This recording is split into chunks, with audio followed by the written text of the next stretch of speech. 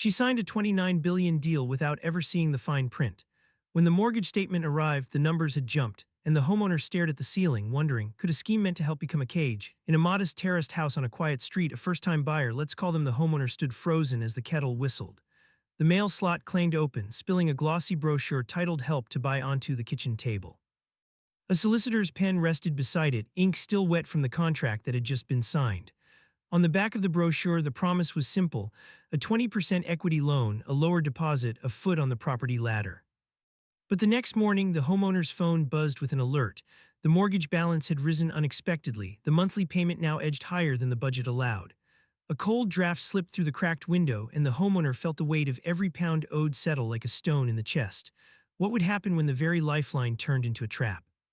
The answer lingered in the walls of that house, in the empty space where a child's laughter should have been, in the silent dread of a future that suddenly seemed out of reach. The scene shifts to a cramped living room where the homeowner flips through a stack of letters. One envelope is stamped Equity Lock Notice. Inside, the words blur: if you sell before the end of the loan term, you must repay the equity share plus market growth.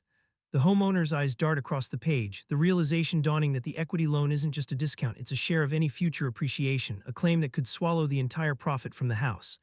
Outside, traffic hums on the high street, but inside, the ticking of the mortgage calculator grows louder.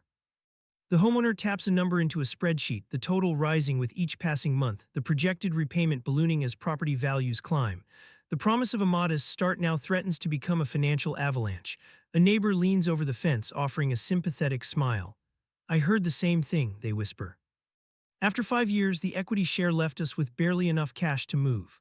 The homeowner's heart quickens. The story is not isolated, it is a growing pattern across the country. The camera pans to a close-up of the homeowner's hands, trembling as they grip the edge of the table. The weight of the $29 billion subsidy, hidden in the background of every Help to Buy contract, presses down like an invisible hand.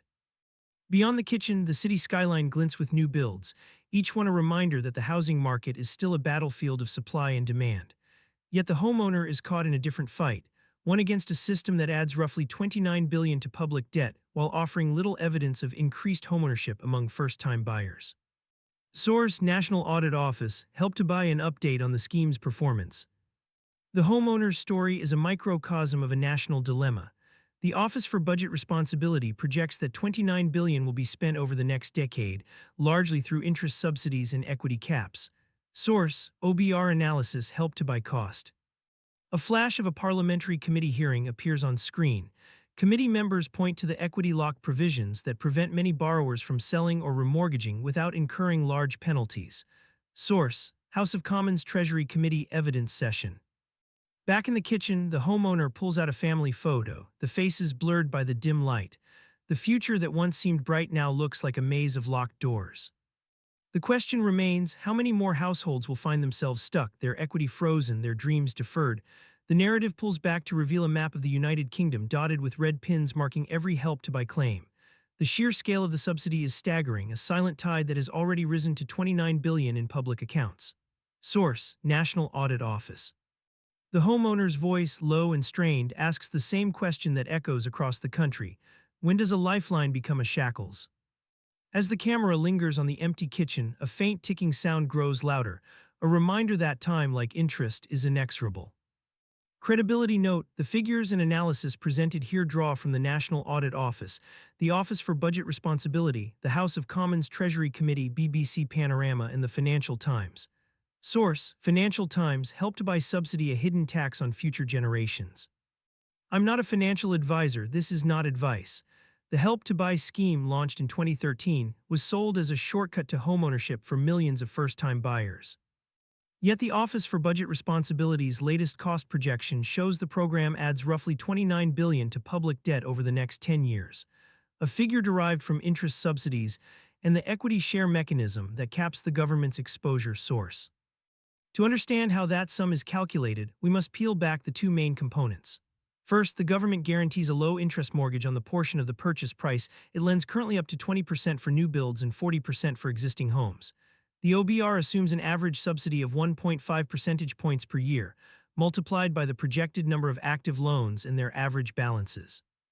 Second, the equity cap clause obliges the Treasury to buy back its share when the property is sold, based on the market value at that time. By modeling typical price growth rates roughly 6% annually in the past decade, the OBR arrives at a future liability that, when discounted, totals the 29 billion headline source. That abstract math translates into concrete pressure on households. In a recent BBC Panorama investigation, families recounted being trapped after 5 years because the equity share left them with insufficient cash to purchase a new home.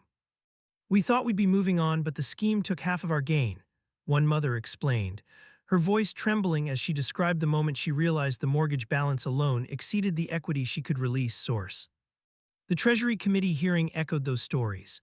Committee members noted that the equity lock provision prevents many borrowers from selling or remortgaging without incurring large penalties, effectively binding owners to their first property for longer than they intended. Source.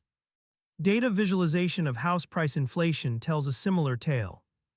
Since Help to Buy's introduction, the average price of new-build homes in England has risen from £150,000 in 2013 to over £250,000 in 2023, a 66% increase. Overlaying the uptake curve shows a steepest climb in regions where the scheme was most heavily used, suggesting a correlation between the subsidy and price acceleration. The Financial Times highlighted that the OBR warns this subsidy operates like a hidden tax on future generations, because the fiscal burden grows faster than the supply of new homes. Source. Interview excerpts from 3 different buyers illustrate the human cost behind the numbers. Emma, a 28-year-old teacher from Manchester, signed a £180,000 Help to Buy mortgage in 2017. "My monthly payment is manageable now, but the moment I think about moving, the equity share eats up the equity I've built," she says, holding a stack of statements. Raj, an IT consultant in Birmingham, bought a flat in 2019 with a 40% loan. After 2 years, his property value rose 12%, yet the government's reclaim clause would require him to repay more than £70,000, wiping out his profit. "It feels like a penalty for trying to get on the ladder," he adds. Finally, Sophia, a mother of 2 in Leeds, recounts a 5-year stint in a rented flat after her Help to Buy home became unsellable, because the equity portion left her with a cash shortfall that no bank would finance. Source. These testimonies are not isolated anecdotes. They align with the National Audit Office's assessment. The numbers are staggering: £29 billion. That's the price tag taxpayers are on the hook for just to prop up a system that promised first-time buyers a way into the market. But here's the catch: the scheme doesn't just help buyers, it guarantees sales for developers, and it traps those buyers in a financial cage of their own making. Let's start with the developer advantage. Under Help to Buy, the government effectively acts as a silent partner, covering a portion of the purchase price in exchange for a share of future profits. For developers, that means guaranteed sales, no waiting for mortgages to clear, no risk of a deal falling through, just a fast track to revenue.